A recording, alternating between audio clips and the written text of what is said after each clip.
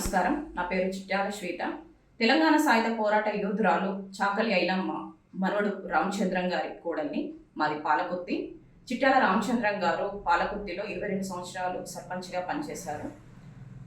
సోమవారం సాయంత్రం సట్ల అంజలి అనే మా రజక జాతి ఆడపడుచు హత్యకు గురి కాబడింది. ఆమె చాలా కార్యక్రమాల్లో కళాకారిణిగా పాల్గొన్న సందర్భాలు ఉన్నవి. ఆమె ఈరోజు మా మధ్య లేకపోవడం చాలా బాధాకరము. అయితే ఈ విషయంలో చాలామంది ప్రింట్ మీడియా, ఎలక్ట్రానిక్ మీడియా, అలాగే సోషల్ మీడియాలో ఒక దుష్ప్రచారం వస్తుంది.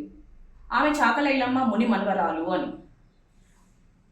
దయచేసి చెప్తున్నా, సట్ల అంజలి గారికి మాకు ఎటువంటి సంబంధము లేదు. ఐలమ్మ కుటుంబానికి కానీ సట్ల అంజలికి ఎటువంటి సంబంధం లేదు. ఆమె ఐలమ్మ ముని మనవరాలు కాదు.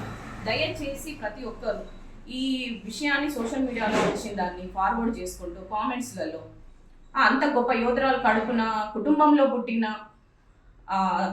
మహిళకు ఇలాంటి కూతురు పుట్టడం ఏమిటి అని ఒక కామెంట్స్ చూస్తుంటే మాకు చాలా బాధాకరంగా ఉన్నది.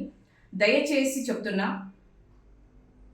ఐలమ్మ గారికి సట్లాంజలికి ఎటువంటి సంబంధము లేదు.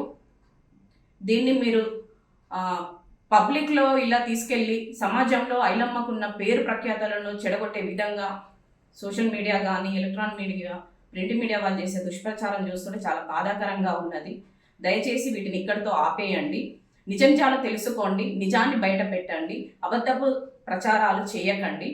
అలాగే సట్ల అంజలి గారి ఆత్మశాంతి జరగాలని భగవంతుణ్ణి ప్రార్థిస్తున్నాను.